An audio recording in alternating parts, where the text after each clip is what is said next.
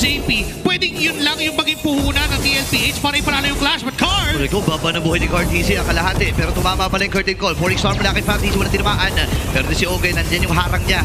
Lord ay buhay pa rin naman talaga. Pero si Fatties, delikado ata. Napakababa ng kanyang buhay.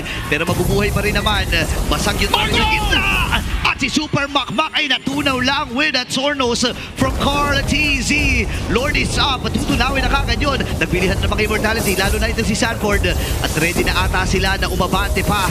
And yung depensa from the Team Falcons ay buhay pa rin naman. Tatawid dito si Carl TZ. Feathered Earth siya ginagamit. Even the Mounting Shocker. Sino kanyang babanggain? Wala na sila mga minions dito. Aantay nila yung next wave sa gitna. 30 segundos bago lumabas si Super Marco at may wave sa mid lane. Meron ding flicker si JP. Pwede niyang biglayin to, pare. Kaya ata, pero walang buhay kasi si Sanford. Papasok siya.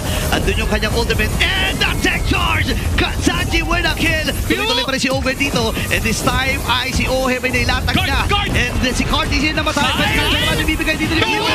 At si JP na pop yung Bimo. Buhay pa rin naman si Sanji. Atras siya dito pero i-Bimo. Taking down Carl TZ at pwede mo nilang kunin itong Lord. Okay, sinisimulan na nga nila yung Lord dito. No, kalahating HP na. Binibursa ata nila to, Brits. Pagkakataon nila, Super Marco yung atras. Feathered Earthshake just to zone out lang yung mga miyembro ng TLP. Pero aabot si Carl TZ. Makikipagsabayan. 50-50 ata. Madaling sa Retribution. Forex Storm yung nagamit din. Ang babanan ng buhay ng Lord. Sino makakakuha nito? Kundi si Carl TZ.